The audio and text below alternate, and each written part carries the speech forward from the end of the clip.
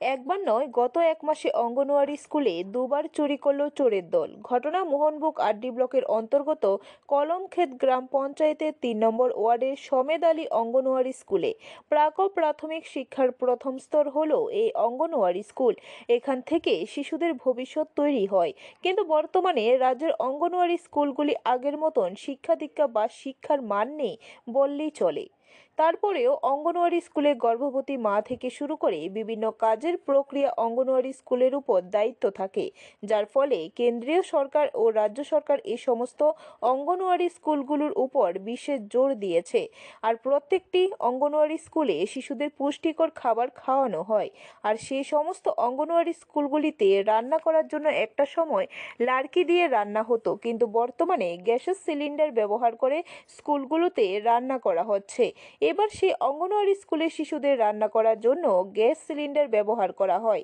গতকাল রাতে এই সমেত আলী স্কুলের তালা ভেঙে গ্যাসের সিলিন্ডার, রান্নার চুলা, এক বস্তা চাউল চুরি করে নিয়ে যায় চোরের দল এবং সমস্ত জিনিসপত্র লণ্ডভণ্ড করে রেখে দেয়। এই সমেত আলী অঙ্গনওয়াড়ি স্কুলে গত এক মাস আগেও স্কুলের কল পাইপ চুরি করে নিয়ে যায়। গতকাল রাতে এই অঙ্গনওয়াড়ি স্কুলে চুরি হওয়াকে কেন্দ্র করে বুধবার সকালে খবর পেয়ে ছুটে আসেন কলমক্ষেত গ্রাম পঞ্চায়েতের প্রধান ইমাম হোসেন, ওই ওয়ার্ডের পঞ্চায়েত প্রতিনিধি মুসলিম মিয়া এবং বুথ প্রেসিডেন্ট ইউসুফ নবী। কলমক্ষেত সমেদ আলী অঙ্গনওয়াড়ি স্কুলে দুইবার চুরি হওয়াকে কেন্দ্র করে এলাকায় চাঞ্চল্য তৈরি হয়েছে। তবে এই বিষয়ে আগামী শুক্রবার এক মিটিং আয়োজন করা হয়েছে।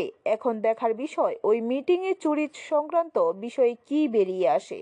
7:30টার সময় দেখি তালা ভাঙ্গিয়া তোমার তালাটা ভেঙে গেছে, একটা দরজা ফাট এমনি আবজায় থুয়ে গেছে, তালা কিছু করি না, একটা দরজা খোলা আছে। তো নিচ্ছে গা, এই গ্যাসের চুলা নিচ্ছে গা, সিলিন্ডার নিচ্ছে গা, এক বস্তা চাল রয়ে গেছে গা, ঘরের যা জিনিসপত্র আছে সব আটাইয়া চাইয়া টাইয়া সব করে গেছে। কিছুদিন আগে দহেরি সব নিচ্ছে গা, ওই জল টল তুলি কালকা রাত্রে আবার এই ঘটনা। ব্যুরো রিপোর্ট, খবর ত্রিপুরা।